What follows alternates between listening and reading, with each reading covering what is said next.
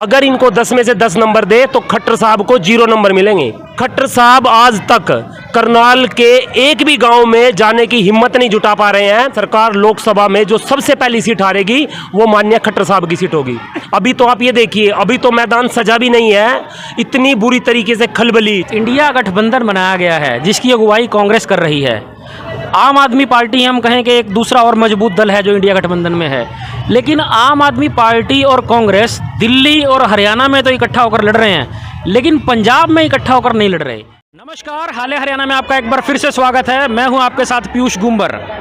हमारे साथ हैं आज दीपक त्यागी, पूर्व जिला पार्षद करनाल जिले से और कांग्रेस के नेता। लगातार अपनी जो ये कैंपेनिंग शुरू किए हुए हैं, क्योंकि देश में आम चुनाव घोषित हो चुके हैं। पहले चरण का मतदान 19 तारीख को होने वाला है।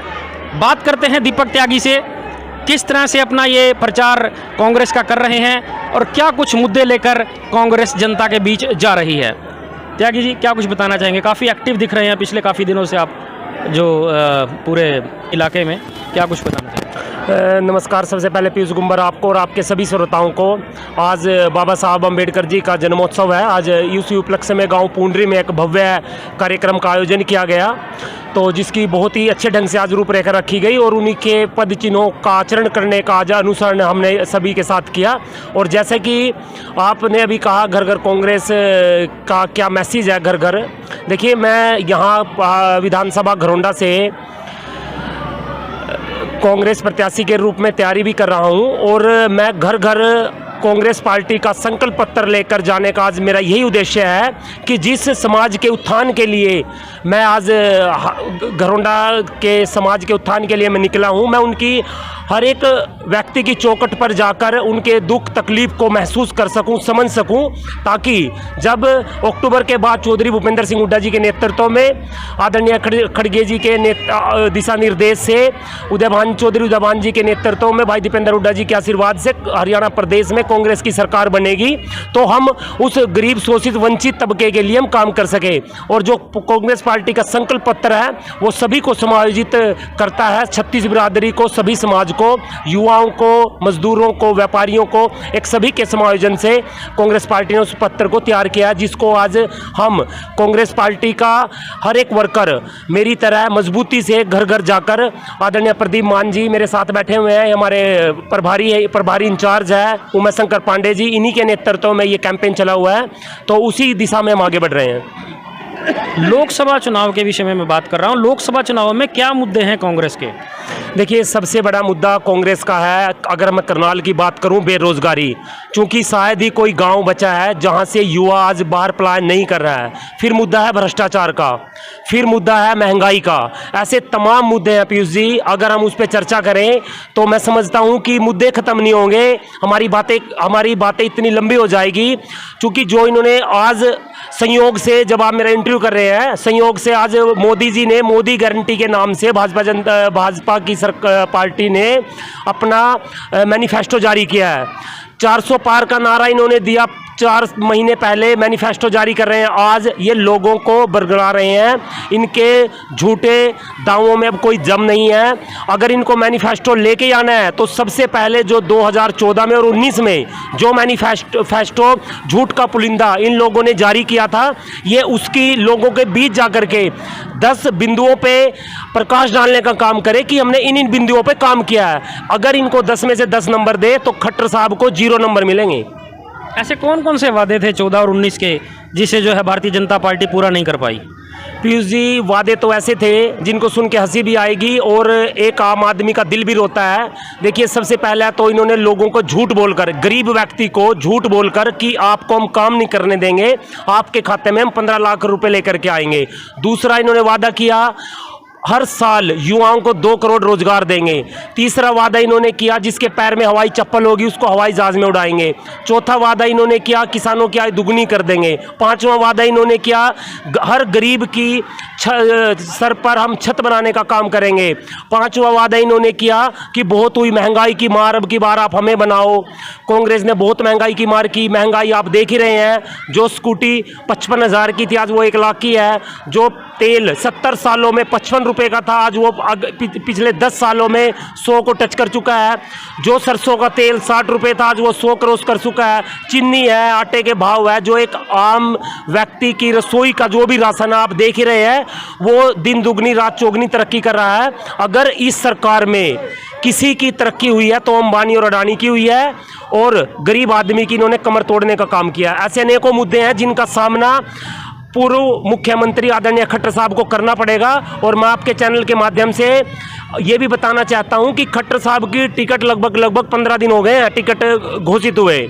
खट्टर साहब आज तक करनाल के एक भी गांव में जाने की हिम्मत नहीं जुटा पा रहे हैं, क्योंकि उनको पता है ना तो कुर्सियों पर बैठने के लिए लोग हैं, ना उनकी बातों को सुनने के लिए कोई सभा है। वो सिर्फ अपने विधायकों को सख्त हिदायत देते हैं कि आप हमारी घरोंडा में, इंद्री में, करनाल में, नीलोखेड़ी में, असंध में मीटिंग कराओ। और उन मीटिंगों का भी आप हाल देख ही रहे हैं। जितने कर्मचारी हैं उन पर दबाव बनाकर उनको मीटिंग्सों में बुलाया जाता है। अगर उनमें वर्करों को, कार्यकर्ताओं को छटने की बात आएगी तो मैं समझता हूँ 20% भी कार्यकर्ता उस मीटिंग में नहीं रहते। तो जैसे कि कांग्रेस पार्टी का आमजन और सभी छत्तीस बिरादरी के लोग जानते हैं, 10 में से भारतीय जनता पार्टी की सरकार लोकसभा में जो सबसे पहली सीट हारेगी वो माननीय खट्टर साहब की सीट होगी। कांग्रेस को कितनी सीटें देखते हैं आप? 10 में से कितनी सीटें ला सकती है कांग्रेस?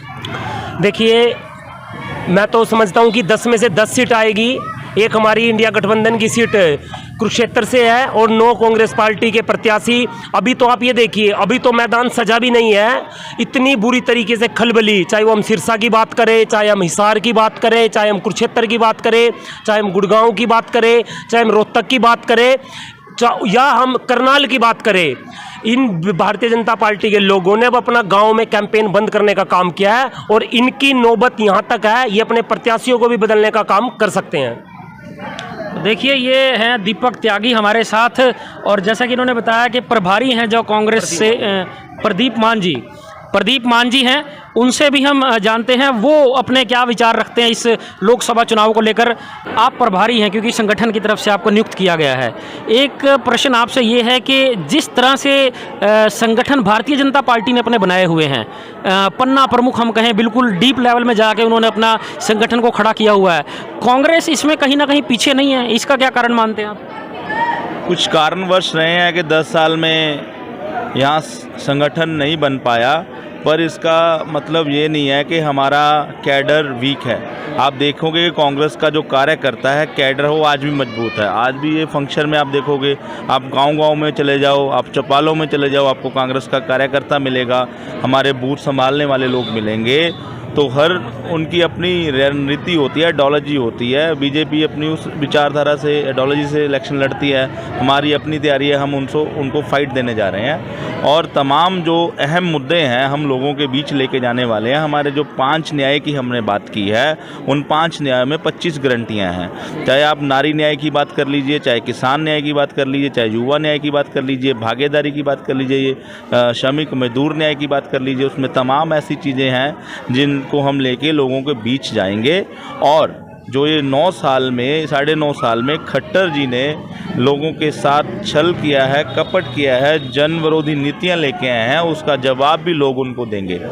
चेहरा बदला है, लोग वही हैं, वोटर वही हैं, गांव वही हैं। जो लोगों ने उन्होंने उनके साथ धोखा किया, उसका जवाब लोग उनको खट्टर जी को देने जा रहे हैं। इंडिया गठबंधन बनाया गया है जिसकी अगुवाई कांग्रेस कर रही है। आम आदमी पार्टी हम कहें कि एक दूसरा और मजबूत दल है जो इंडिया गठबंधन में है, लेकिन आम आदमी पार्टी और कांग्रेस दिल्ली और हरियाणा में तो इकट्ठा होकर लड़ रहे हैं, लेकिन पंजाब में इकट्ठा होकर नहीं लड़ रहे। ये स्थिति समझ में नहीं आई, ऐसा क्या कारण है? ये नेशनल लेवल की लड़ाई है। ये जो अलाइंस होता है, जब आप देखोगे या यूपीए का अलाइंस हो या पहले हमारा अब इंडिया का अलाइंस है, इसमें नेशनल पार्टी के जो प्रेसिडेंट्स होते हैं उनके तमाम फैसले होते हैं। उसमें जो स्टेट लीडरशिप है उसकी एडवाइस ली जाती है, उनसे चर्चा की जाती है। जैसे हरियाणा की लीडरशिप से बात की तो उनको लगा कि यहाँ पे इंडिया अलाइंस के साथ हमें आम आदमी पार्टी को सहयोग से लड़ना चाहिए। पंजाब के कुछ ऐसी समीकरण हैं, हर स्टेट के अपने अपने समीकरण होते हैं, उस हिसाब से पंजाब में अलाइंस नहीं हुआ। पर आप ये देखोगे, अगर ऐसा हमारी जो इंडिया अलाइंस में कोई तमाम ऐसी चीज़ें होती हैं हमारी वहाँ इंडिया अलायंस को बहुमत ज़्यादा मिलेगा, तो आम आदमी पार्टी पंजाब के एमपी भी हमारे झोली में ही आएंगे। अलायंस में आएंगे, सभी जीत के वो भी अलायंस में जाएंगे। Thank you. तो ये आप चर्चा आज देख रहे हैं, कांग्रेस के दोनों जो हैं हम कहें नेता हमारे साथ हैं। तो आप क्या कुछ कहेंगे इस पूरे वीडियो पर? कमेंट सेक्शन में ज़रूर लिखिएगा। 10 में से कितनी सीटें कांग्रेस ले पाएगी हरियाणा में, आपका क्या आंकलन है? जो कोई भी पहली बार हमारे फेसबुक पेज पर जुड़ा है या ये खबर यूट्यूब पर देख रहा है, दोनों प्लेटफॉर्म्स के साथ आप जुड़िए ताकि आगे आने वाली और खबरें और वीडियोज़ सीधा आप तक आपके फ़ोन के माध्यम से पहुँचते रहें। धन्यवाद।